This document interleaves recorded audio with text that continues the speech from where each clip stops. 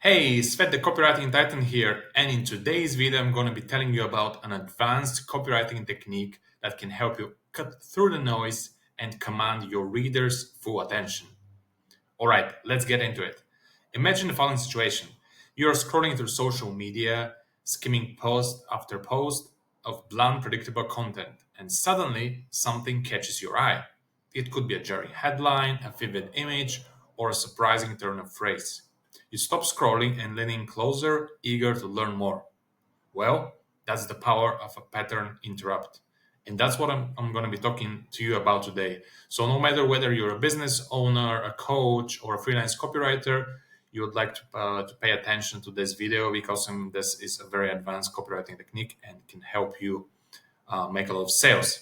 Okay, so in a world where consumers get thousands of ads every day, it's becoming increasingly difficult. Let me actually underline this to capture and hold people's attention. That's why, as copywriters and as marketers, we need tools that can snap our readers out of autopilot mode and make them sit up and take notice. And that's where pattern interrupts come in. But first of all, let's focus on what pattern interrupts are. So, a pattern interrupt is any technique that disrupts your audience's usual thought patterns and expectations. That's why it's called a pattern interrupt. Maybe another name could be a pattern disruptor. I kind of actually like that. So this interrupts or disrupts your audience's visual thought patterns and expectations. So it's a way of breaking the script that readers expect to counter. And in doing so, it creates a higher state of awareness and receptivity. So at the psychological level, pattern interrupts work by exploiting your brain's natural wiring for detecting novelty and threat. In other words, because it's a little bit fancy, pattern interrupts just get your brain to think that that's something new, I want to see it. So when you encounter something unexpected or unusual, your ancient survival instincts kick in. So you start to pay attention, reassess your surroundings, and prepare to respond to potential opportunities or dangers. In copywriting, you can use this instinctive response to your advantage.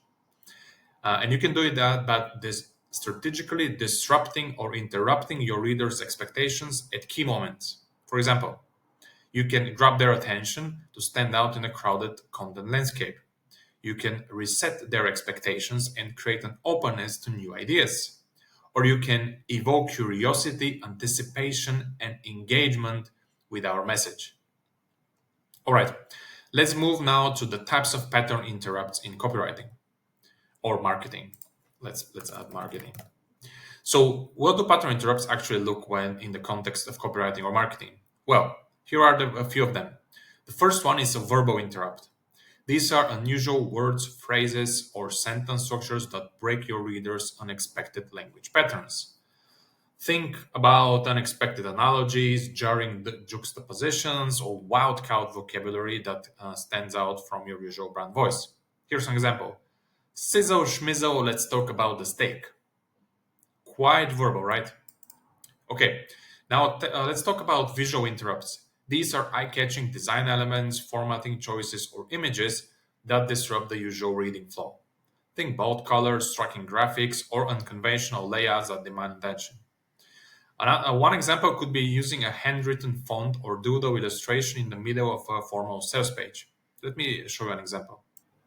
So, for example, here this is an ad that I just captured. It's in Bulgarian, but it says our designer is a little retro, but our discounts are great. And this people have been using paint. I have seen this in different forms. For example, it could be our designer, our graphic designer is taking a holiday, so we took over the marketing, and you have this like something that has been written, and it's a very bad design, obviously, and they used paint. Another visual interrupt could be take a look at this picture. And for example, you can be advertising, let's say, a health supplement, but then you include something like a tree or I don't know, something that has nothing to do with what you're going to be advertising. And that's a very cool pattern interrupt. Okay. Number three is contextual interrupts. These are unexpected shifts in tone, emotion, or narrative that defy your reader's expectations. for how the story will unfold. Think sudden twists, surprising revelations, or emotional pivots that reframe the reader's understanding. One of the most common examples is I used to think, come and believe, then I discovered the shocking truth about XYZ. For example, this could be I used to think email marketing was dead. Then I discovered a shocking truth about email marketing having a 40x ROI. So something like this can work. It has to be counterintuitive. For example, I used to think eating chocolate is bad for your health, but then I discovered blah, blah, blah. Obviously, it has to be true. This is just a crazy example. But for example, you can talk about dark chocolate and how it can be actually healthy because it includes flavonoids, and those flavonoids can help with a bunch of benefits. So that's another contextual interrupt. Okay, interactive interrupts. These are prompts, questions, or commands that directly engage your reader and demand a response. Think provocative queries, fill in the blank statements, or choose your own adventure style options that pull the reader into the content. Here's an example. Quick quiz. Do you make any of these 5 deadly niche mistakes? So this could be SEO mistakes. It could be copywriting mistakes. I actually have a video about 5. I wouldn't say them they're deadly, but they are very common mistakes, and they can actually kill your the conversions. So these are always good. Do you make any of these mistakes? Do you make any of these common language learning mistakes or common speaking when let's say you need to present, you need to have a presentation in front of 100 people, and yeah, you might be making some mistakes. So that's a good interactive interrupt. Of course, these are just a few examples. The possibilities are endless, and the key is to find interrupts that feels fresh, surprising, and relevant. Relevant is even the most important part here to your specific audience and message. Okay, how to use pattern interrupts effectively. Similar to other powerful copywriting and marketing techniques, the key to using pattern interrupts effectively is knowing when to use them. Let's put it like this. Here are a few guidelines to keep in mind. First of all, use interrupts at strategic moments. Placement matters when it comes to pattern interrupts, so focus on using them at key leverage points in your copy where you need to grab attention, reset expectations, or drive action, like headlines, transitions, and call to actions. I would also actually add leads here. So for example, let's put the lead actually here because it's after the headline, but I just shared a good idea. For example, it could be you have the headline and then you have, hey, take a look at this picture. So that could be in the lead. The second point is make sure your interrupts are relevant. This is super important, and let me underline this again. The interrupts you use should feel meaningful and connected to your core message, and they shouldn't be any gimmicks for shock value. Because, for example, I remember when I was writing a social media post like many years ago, probably like 8 or 10 years ago, and I use something like, "Hey, take a look at this semi-naked person or whatever," and then, "Oh, cool! I just got a payment." Anyways, take a look at this, or maybe you can just say "sexy," whatever, and then you just change the topic, and the interrupt doesn't have anything to do with the rest, which is a gimmick, and it's not going to work well. So always tie your interrupts back to your big idea you want to communicate. Okay, cool. The third one is use interrupts sparingly.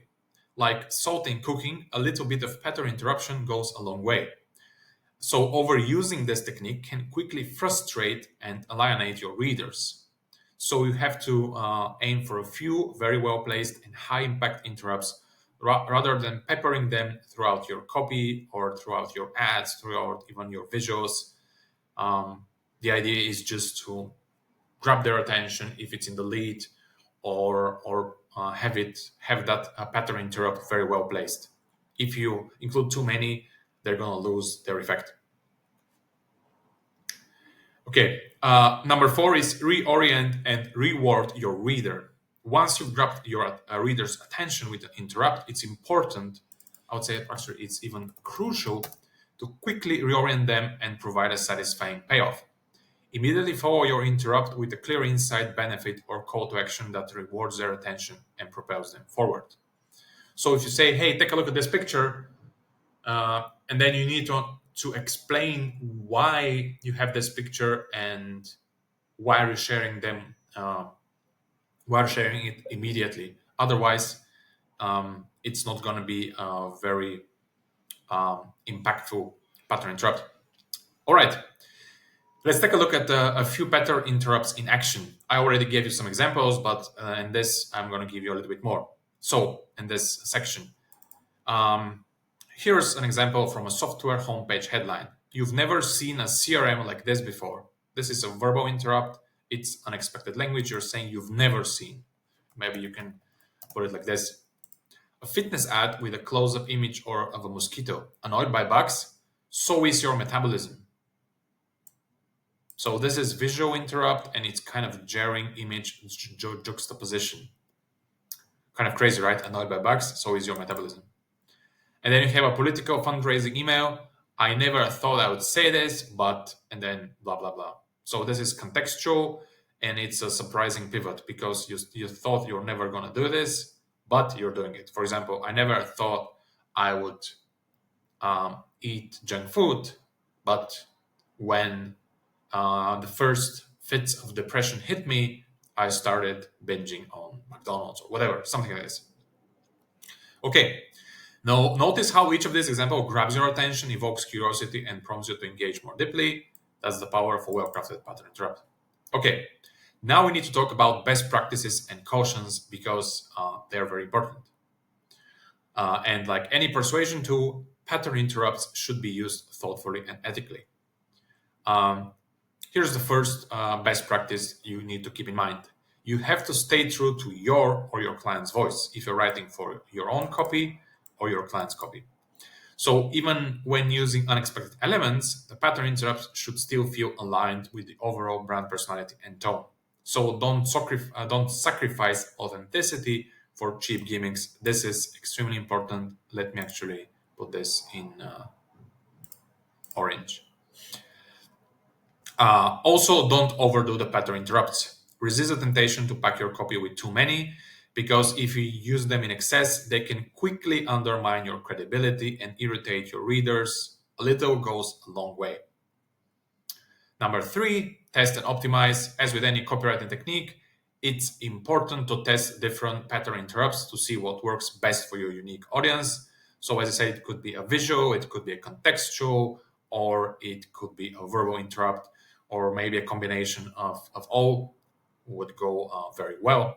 So you have to pay attention to the engagement metrics and reader feedback. So if, for example, if you are using Wistia for a VSL and you start with, take a look at this, and then you start explaining, and if you see that you grab the attention, but then it suddenly drops, then it means that you need to upgrade or change that pattern interrupt, or at least the copy after it. All right, well, now you know how to use pattern interrupts in your copy, and the only thing you need to do is start using them ASAP. And if you've enjoyed this video and you'd like to see more of me, I would like to invite you to subscribe to my channel. There's going to be a link at the end of this video, and I have, at the time of shooting this video, I have 227 subscribers and 19 videos, and I'm planning to be sharing at least one long form video around 15 to 20 minutes every single week from now on. And actually, I've been doing this for the last 3 months. Actually, a couple of months. So if you've been enjoying my videos and you'd like to get to know more about copywriting and marketing, and if you're a business owner or a copywriter and you'll actually want to work with me, you can also reach out via some of the links in the description of this video. So yeah, thank you so much for listening. And if you have any comments, let me know in the comment section below. I always respond to comments, and I will see you in the next video. Cheers.